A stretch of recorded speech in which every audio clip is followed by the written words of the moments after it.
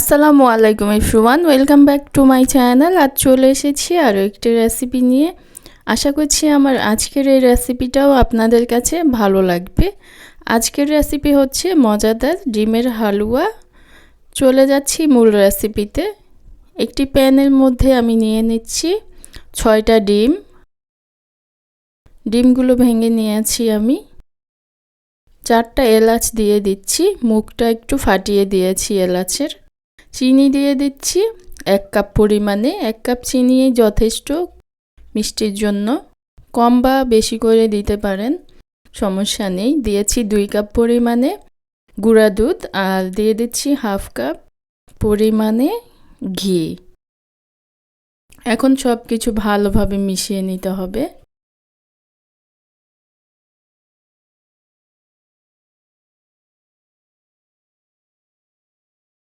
খুব ভালোভাবে মিশিয়ে নিব। এ পর্যায়ে কিন্তু চুলা জ্বালিয়ে দেইনি, চুলাটা বন্ধ হয়ে আছে। সব কিছু মিশিয়ে নেওয়ার পরে চুলাটা জ্বালিয়ে দিব।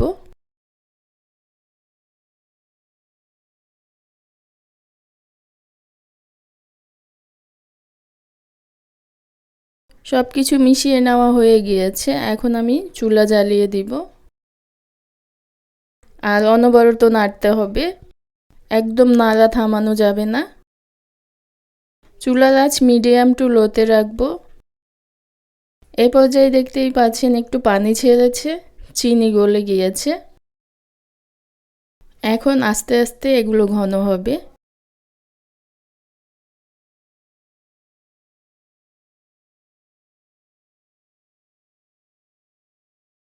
প্রায় ঘন হয়ে এসেছে।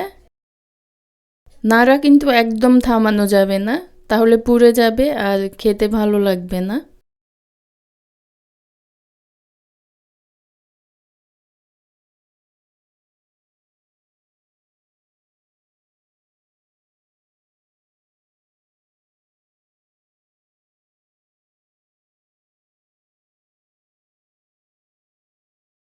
আমার হালুয়াটা কিন্তু হয়ে এসেছে। আমি এই পর্যায়ে নামিয়ে নেব। আপনারা যদি চান আর একটু কালার হবে, তাহলে আর একটু সময় নিয়ে হালুয়াটা রান্না করে নিতে পারেন। আমি এখন চুলা বন্ধ করে দিয়েছি, নামিয়ে নিব। গরম থাকা অবস্থায় সেট করে নিতে হবে। ঢেলে নিচ্ছি। বুঝতে হবে যখন যে হালুয়া থেকে ঘি ছেড়ে দিয়েছে, তখন নামিয়ে নিলেই হবে।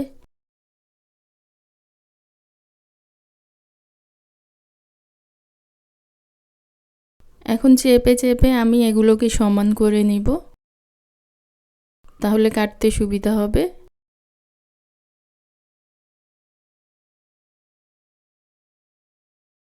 হালকা ঠান্ডা হলেই কেটে নেওয়া যাবে, তাহলে ভালো হবে। এখনো পুরোপুরি কিন্তু ঠান্ডা হয়নি, হালকা ঠান্ডা হয়েছে। এখন আমি কেটে নিচ্ছি।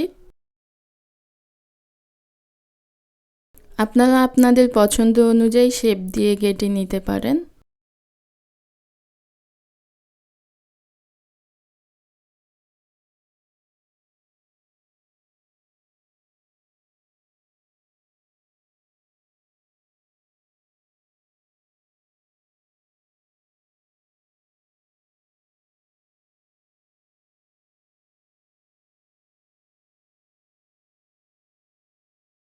আমি এভাবেই কেটে নিয়েছি।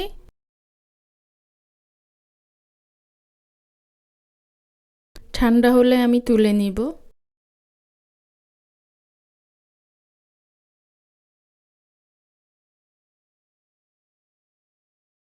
ঠান্ডা হয়েছে, আমি এই পর্যায়ে তুলে নিয়েছি।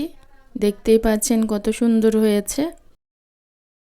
খেতেও মাশাআল্লাহ অনেক মজার হয়েছে। কেউ বুঝতেই পারবে না যে এটা ডিম দিয়ে তৈরি। ডিমের কোনো বাজে গন্ধও আসবে না। খেতে অনেক মজার, মনে হবে যে ছানার মিষ্টি খাচ্ছি।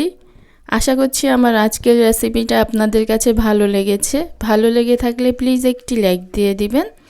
আর যারা এখনও আমার চ্যানেলটাকে সাবস্ক্রাইব করেননি, প্লিজ সাবস্ক্রাইব করে দিবেন। আজকের মতো এখানেই বিদায় নিচ্ছি, আবার ফিরে আসব নতুন কোনো রেসিপি নিয়ে। সে পর্যন্ত সবাই ভালো থাকবেন, সুস্থ থাকবেন। আল্লাহ হাফেজ।